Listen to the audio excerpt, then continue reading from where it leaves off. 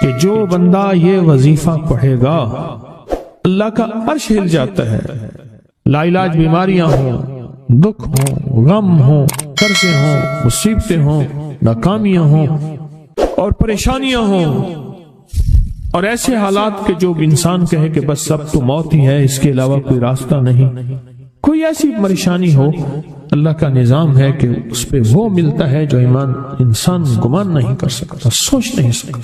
یہ فیصل آباد کے ساتھ ماموں کانجن میں ایک درویش ہوتے تھے، صوفی عبداللہ صاحب رحمۃ اللہ علیہ، بڑے اللہ والے تھے، درویش تھے، اللہ سے مانگتے تھے، اللہ دے دیتا تھا۔ تو مجھے ان کے ایک شاگرد نے بتایا، اردو بازار لاہور میں ہوتے تھے، کہنے لگے کہ میں ایک دفعہ گیا تو مجھ سے فرمانے لگے کہ میرے سارے کے سارے طالب علم استاد جمع ہو کے آ گئے کہ ہمارے جو ہے وہ ہمارے راشن نہیں، کھانا پینا کچھ نہیں، تنخواہیں نہیں ملی، سب چیز ختم ہو چکی ہے، تو اب ہمیں اجازت دے دیں، آپ کے پاس تو ہے نہیں۔ اچھا فرمایا مجھے چند دن دے دو، جتنے اور دن صبر کر لیا، چند دن مجھے دے دو۔ تو فرمایا پھر بیٹھ گئے مصلی اور جو سورۃ فاتحہ پڑھی نا جب آتے تھے نا، ایاک نعبد و ایاک نستعین، اس کو جو وجدانی کیفیت کے ساتھ دل کی گہرائیوں اندر کے درد کے ساتھ پکارتے تھے، اتنا درد، اتنا غم، اتنا درد، اتنا غم جو پکارتے تھے کہ ایسے محسوس ہوتا تھا کہ زمین ساری کی ساری ہل رہی اور ہر طرف ایک نظام چل رہا ہے۔ اور جب پھر اس صورت کو پورا کرتے تھے، پھر سورۃ فاتحہ پڑھتے تھے، اور جب پہنچتے تھے ایاک نعبد و ایاک نستعین، پھر ایسے ہی جو ہے اس کو دہراتے تھے۔ پر بات یہ ہے وہ دعا پڑھتے نہیں تھے، مانگتے تھے۔ ایک ہے دعاؤں کا پڑھنا، ایک ہے دعاؤں کا مانگنا۔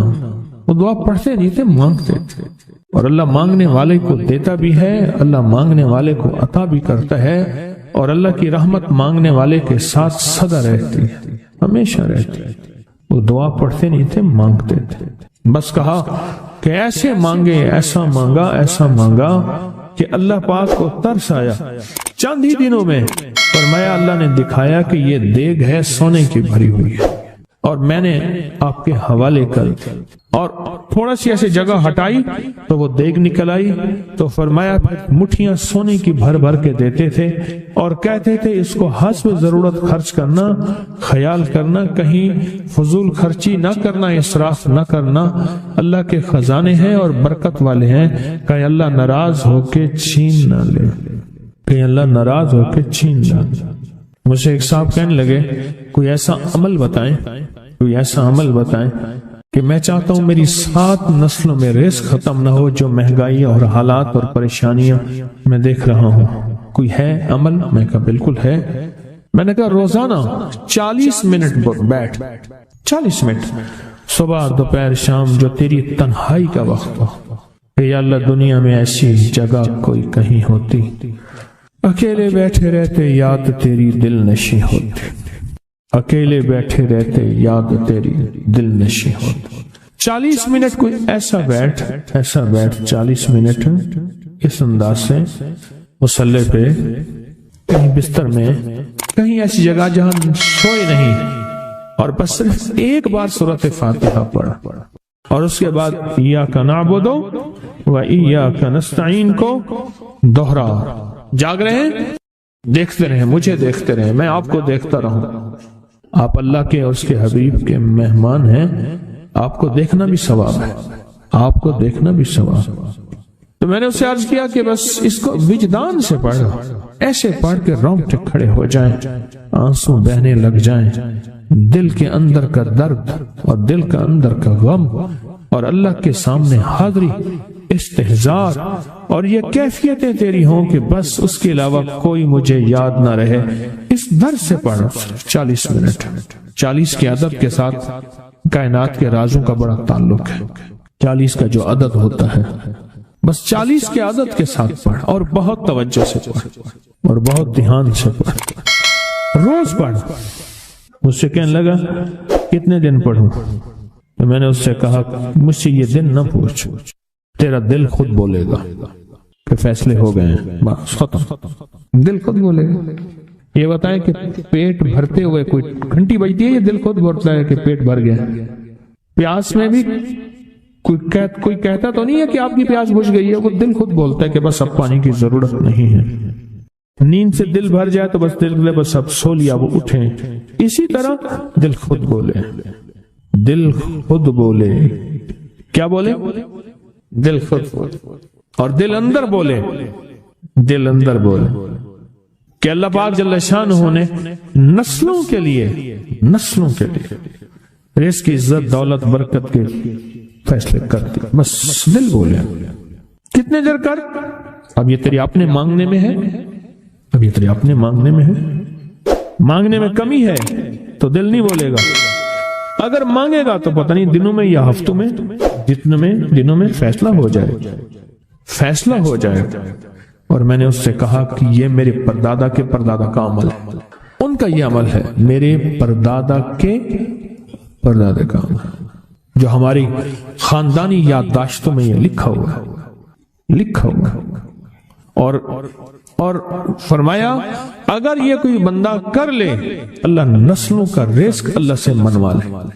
اور میں نے اس سے کہا خیال کرنا، رزق کے روحانی ساتھ منوانا، رزق کے روحانی ساتھ منوانا، رزق کے روحانی ساتھ منوانا، ورنہ دولت، مال، چیزیں مل جائے گی جس کے بارے میں کہا جاتا ہے کہ بعض بندے ایسے ہوتے ہیں اللہ پاک ان سے لقمے نہیں چھینتا، سجدے چھین لیتا ہے۔ اللہ ان سے لقمے نہیں چھینتا، کیوں؟ رزق جسمانی دوسرے لفظوں میں مل رہا ہے، اور رزق روحانی اللہ چھین لیتا ہے۔ یہ جو آج آپ بیٹھے ہیں تسبیح خانے میں اور میں بیٹھا ہوں، یہ ہم روحانی دسترخوان پہ بیٹھے ہیں۔ یہ بہت بڑا دسترخوان لگا ہوا ہے، دسترخوان ہے۔ سنا ہے در یار پہ بڑی دھوم ہے، سنا ہے در یار پہ بڑی دھوم ہے، وہاں عاشقوں کا ہجوم ہے۔ یہ روحانی دسترخوان ہے، میں بھی خود محتاج ہوں، یہ روحانی دسترخوان ہے۔ تو میں نے اس سے عرض کیا کہ ایک دسترخوان نہیں مانگنا، دونوں مانگنا، رزق روحانی بھی، رزق جسمانی تو اس کو بھی ملتا ہے جس کو کلمہ نصیب نہیں ہوا، رزق جسمانی تو اس کو ہی ملتا ہے جس کو کملی والی کی غلامی نصیب نہیں ہوئی، رزق جسمانی تو اس کو ہی ملتا ہے جس کے ماتھے پہ شقاوت لکھی ہے، رزق جسمانی تو اس کو ملتا ہے جو اللہ کا نافرمان ہے، رزق جسمانی تو اس کو ملتا ہے جو اللہ کے وجود کا انکار کرتا ہے، رزق جسمانی تو اس کو ہی ملتا ہے جو آخرت اور قبر کا انکار کرتا ہے، رزق جسمانی تو اس کو ملتا ہے جو جنات اور برزخ کا انکار کرتا ہے، رزق جسمانی تو اس کو ملتا ہے جو خود کملی والی کی نبوت کا انکار کرتا ہے۔ وہ تو بے بہا لوگ ہیں، ان کو ملتا ہے، پر تجھے بھی صرف رزق جسمانی ملا اور اللہ سے یہ منوا لیا، نہ یہ نہ منوانا، اللہ سے کہنا ہے اللہ رزق روحانی بھی دے اور رزق جسمانی بھی دے، دو رزق کٹھے عطا فرما۔ کون سا رزق؟ اور رزق جسمانی بھی دے۔ کہیں ایسا نہ ہو کہ میری نسلوں میں صرف مال، دولت اور چیزیں ہوں اور تیرا نام اور تیرے حبیب کا نام نہ ہو، تیرا نام اور تیرے کملی والے کا نام نہ ہو، تیرا نام اور تیرے دوستوں کا نام نہ ہو، تیرا نام اور تیری آل و اصحاب کا نام نہ ہو۔ کہیں ایسا نہ ہو میں محروم ہو جاؤں، مجھے آل اور محمد اور آل محمد اور اصحاب محمد کی نسبتیں یہ بھی ساتھ عطا کیے رکھ۔ میں نے اس سے کہا کہ دو چیزیں مانگنا۔ اچھا قدرت کا نظام ہے تو دیوانے بھی ہوتے ہیں، یقین والے ہوتے ہیں، آپ جیسے آپ مخلص بیٹھے ہیں، اور پوری دنیا میں ہمارے ساتھ اس وقت مخلص بیٹھے ہیں جو ہماری آج کی محفل میں شریک ہیں، ہوتے ہیں دیوانے۔ اس نے یقین سے پڑھنا شروع کر دیا، مجھ سے کہنے لگا ایک وقت ایک جگہ ہو بہت بہتر۔ میں نے اس سے کہا، میں نے کہا پھر بھی اگر ایک وقت ایک جگہ میسر نہ بھی ہو تو اگر عمل کسی وقت چوک جائے، عمل کی جگہ چوک جائے، عمل کا وقت چوک جائے، مجبوری میں نہ ہو تو بہتر ہے، پر توجہ نہ چوکے، دھیان نہ جائے، استحضار نہ جائے، یقین نہ جائے، اور سچا یقین ہو کہ میرا اللہ خود کہتا ہے یہ مانگنا بھی تو اسی نے دیا ہے نا، اسی نے مانگنا دیا ہے۔ جب اس کریم نے مانگنا ہی خود دیا ہے تو عطا بھی خود کرے گا۔ نہیں خوف نارے جہیم کا کہ کرم ہے مجھ پہ کریم کا، وہ خود عطا کرے گا مجھے، اس نے مانگنا دیا دے گا۔ یقین ہو ایسا ایسا ایسا ایسا اتنا زبردست یقین ہو، اتنا یقین ہو اللہ کے ملنے پہ اور اللہ کے مانگنے پہ، اتنا یقین ہو کہ گمان اور خیال سے بالا تر یقین ہو، بہت زیادہ یقین۔ یاد رکھیے گا میری بات، میری طرف دیکھتے رہیں، یاد رکھیے گا جس کو ملا ہے یقین کی طاقت میں ملا ہے، اور جس سے چھنا ہے بے یقینی نے اس سے سب کچھ چھین لیا، بے یقینی نے اس سے سب کچھ چھین لیا۔ جس کو ملا ہے یقین کی طاقت سے ملا ہے، یقین ہو کہ میں کر رہا ہوں اور اللہ مجھے دے دے گا۔ کہا کہ کیسا یقین ہو؟ کہا جیسے بکری کے تھن دودھ سے بھرے ہوئے اور میں کہوں کہ میرے ہاتھ سے دباؤں گا اور دودھ نکلے گا، اس سے زیادہ یقین۔ اور کہا کس سے زیادہ یقین؟ کہا کہ ایک بڑا نوٹ ہو اور بڑا نوٹ کے اندر جو ہے ایک آنے کی چیز آنی ہے، تو میں کہوں گا اس سے تو اس کی نوٹ کے اندر تو ہزاروں آنے ہیں، اور میں ایک آنے کی چیز، ایک ٹکے کی چیز لوں گا اور میرا کام بن جائے گا۔ اس سے زیادہ یقین ہو، اور اس سے کہیں زیادہ یقین ہو کہ سخت پیاس ہے اور میں پانی کو دیکھوں، اور پانی کو دیکھتے ہی مجھے یقین ہو کہ اس سخت پیاس میں میرا پیاس بجھ جائے گی، پیٹ بھر جائے گا۔ اس سے کہیں زیادہ یقین ہو۔ میں پھر بھی یقین کو نہیں سمجھا سکا، علم بھی محدود ہے، الفاظ بھی میرے پاس محدود ہیں۔ اس سے کہیں زیادہ یقین ہو، اس سے کہیں زیادہ یقین، اور بہت زیادہ یقین، اتنا یقین۔ کیا خیال ہے؟ آپ چاہیں گے اپنی نسلوں کے لیے بخت، رزق، نصیب اور مقدر منوا لیں؟ کیا خیال؟ وہ بڑا کریم ہے۔ میں نے ابھی نہیں بتایا کہ قرآن کا واقعہ سنایا، حضرت موسیٰ اور خضر علیہ السلام کا قرآن کا واقعہ سنایا کہ ان کی 7 نسلوں کا جو ابا تھا نا، وہ 7 نسلوں میں پہلے والا ابا، دادے کے دادے کے دادے کا دادا، وہ نیک تھا، وہ دعائیں مانگتا تھا، وہ اللہ کے ساتھ تعلق میں تھا، اس کا تقویٰ تھا، وہ اس کی نیکی کا اثر، اس کی نیکی کا اثر، اس کی نیکی کا اثر نسلوں میں منتقل ہوا، نسلوں میں منتقل ہوا۔ پڑھ لیں، مانگ لیں، اللہ سے کر دیں کہ اللہ میرے لیے اور میری نسلوں کے لیے رزق روحانی اور رزق جسمانی کے فیصلے کر دیں، رزق روحانی اور رزق جسمانی کے فیصلے کر دیں۔ شاہ عبد الرحیم تھے، شاہ ولی اللہ رحمت اللہ علیہ کے والد محترم۔ انہوں نے شاہ ولی اللہ سے کہا، بیٹا میں تجھے روحانی مشقیں کرا رہا ہوں، ایک مشق ایک بھی کر لے، اپنے لیے اور اپنی نسلوں کے لیے اللہ سے رزق منوا لے، اللہ سے رزق منوا لے۔ تو پوچھا کہ حضرت میں رزق کیسے منواؤں؟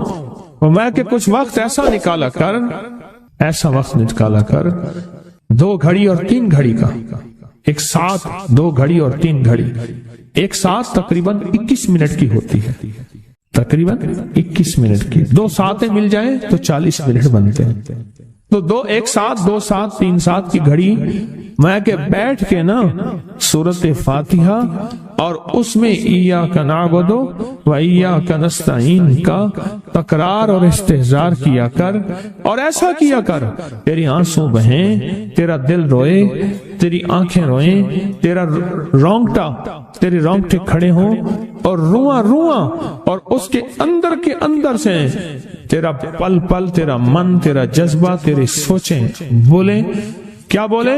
ایاک نعبد و ایاک نستعین۔ تو ایک میلہ تھا اللہ کے نیک بندوں کا، تو اس میں 70 اولیاء جمع ہوئے، 70 اولیاء جمع ہوئے۔ ہر اللہ کے ولی نے کہا کہ آپ کوئی ایسا وظیفہ بتائیں، ایسی تصویر بتائیں، ایسا ذکر بتائیں جو اللہ کے عرش کو ہلائے اور جو اللہ کی ذات کو متوجہ کر دے، جو اللہ کے تعلق کو نصیب کر دے، کوئی ایسا ذکر، کوئی ایسی تصویر بتائیں۔ فرمایا سب نے بتایا کہ سورۃ فاتحہ ہے، اور اب سب سے پوچھا سورۃ فاتحہ میں کوئی ایسا جز بتائیں جو سورۃ فاتحہ کا دل ہو۔ سورۃ یاسین قرآن کا دل، لیکن سورۃ یاسین کا دل سلام قولا من رب الرحیم۔ ہر سورت کے اندر اللہ پاک نے کچھ نعمتیں، کچھ نکتے رکھے ہیں تو فرمایا سورۃ فاتحہ کا دل. تو میلے میں جتنے بھی اولیاء 70 بیٹھے تھے سب نے کہا کہ اگر سورۃ فاتحہ کا دل پانا ہے تو وہ صرف کیا ہے؟ ایاک نعبد و ایاک نستعین. اس کا مفہوم عام سادہ سے یہ ہے کہ مولا غلامی تیری، در کسی اور کا. جب غلام تیرے ہیں، منگتے تیرے ہیں، بھکاری تیرے ہیں، محتاج تیرے ہیں، پھر در بھی تیرا ہے، پھر در بھی تیرا ہے، اور کسی کا در مولا نہیں ہے. پھر در بھی تیرا ہے، تیرے در کے ہم محتاج، تیرے بر کے ہم غلام. تو میں نے اس سے کہا کہ یہ وظیفہ کر، سارا دن پڑھی ایاک نعبد، اور کام بھی کرتا رہے، وضو بے وضو چلتا بھی رہے، یہ پڑھتا بھی رہے، پڑھتا بھی رہے، پڑھتا بھی رہے. چند دن چند ہفتے یہ عمل کر، بس رات سوتے ہوئے سورۃ فاتحہ پوری کر 40ویں، اور پھر درود پاک پڑھتے پڑھتے سو جا. 70 اولیاء نے فرمایا کہ جو بندہ یہ وظیفہ پڑھے گا اللہ کا عرش ہل جاتا ہے، اور فرشتوں میں کوہرام مچ جاتا ہے، اور فرشتوں میں اللہ کے بارگاہ میں فریادیں ہوتی ہیں کہ یا اللہ یہ بندہ ہے اور اس نے یہ عمل کیا ہے، یہ وظیفہ کیا ہے، اور ابھی تک اس کی دعا قبول نہیں ہوئی، یہ مانگا ہے ابھی تک دعا قبول نہیں ہوئی. فرشتوں میں یہ کوہرام مچ جاتا ہے. ایک اللہ کے دوست تھے، سوتے سوتے ایک دم اٹھ بیٹھے. اٹھنے کے بعد وجدانی کیفیت کے ساتھ جو ہے یہ وظیفہ پڑھنے لگے. تو کسی نے پوچھا کہ حضرت کیا ہوا؟ فرمایا میں نے دیکھا کہ اللہ کے عرش کے نیچے جنتی ہیں اور وہ ٹہل رہے ہیں، اور سب کی زبان پہ یہی وظیفہ ہے، ایاک نعبد و ایاک نستعین. سب کی زبان پہ یہی وظیفہ ہے اور سب یہی پڑھ رہے ہیں. میری ایک درخواست ہے سورۃ اخلاص 2 تسبیح زندگی کا معمول بنا لیں، اس کو تو کبھی نہ چھوڑیں. کیا خیال ہے؟ 2 تسبیح زندگی کا معمول بنا لیں، اس کو کبھی نہ چھوڑیں. اس کا فائدہ کیا ہوگا؟ اس کے انوکھا فائدہ ہوگا. اللہ پاک نا نور کی برکت سے، اعمال کی برکت سے نسلوں میں نور اور خیر عطا فرماتے ہیں. پھر نسلوں میں وہ نور چلتا ہے، نسلوں میں وہ برکتیں چلتی ہیں. بعض اوقات دوسری نسل میں، بعض اوقات تیسری نسل میں، اور بعض اوقات اسی نسل میں. عرض کر رہا تھا کہ اپنی زندگی میں اس نور کی روشنی کو ساتھ لے کر چلیں. 2 تسبیح سورۃ اخلاص کی تو زندگی میں نہ چھوڑیں. سفر میں جا رہے ہیں، حضر میں جا رہے ہیں، صحیح جا رہے ہیں، پیدل چلتے پڑھ لیں، گاڑی چلاتے پڑھ لیں، گاڑی میں بیٹھے پڑھ لیں، کہیں دفتر میں بیٹھ کے پڑھ لیں، مجبوراً وضو نہیں تو بھی پڑھ لیں، پر چھوڑے نہیں. کیوں؟ آپ کی زندگی میں اس کا نور نسلوں میں منتقل ہوگا، اور اس کا نور نسلوں میں جائے گا، اور نسلوں میں رزق، دولت، عزت کے اللہ دروازے کھول کے دکھائے گا. ایسا نور ملے گا آپ سوچ نہیں سکتے. ایسا نور ملے گا. کون سا مسلمان ہے جو کہتا ہے مجھے سورۃ قل ہو اللہ، سورۃ اخلاص نہیں آتی؟ ہر بندے کو آتی ہے. اگر کوئی کمزور علم رکھنے والا ہے تو تھوڑی سی محنت کرے، یاد کرے تو اس کو یاد ہو سکتا ہے، ایک میں آپ کو عجیب بات بتاؤں.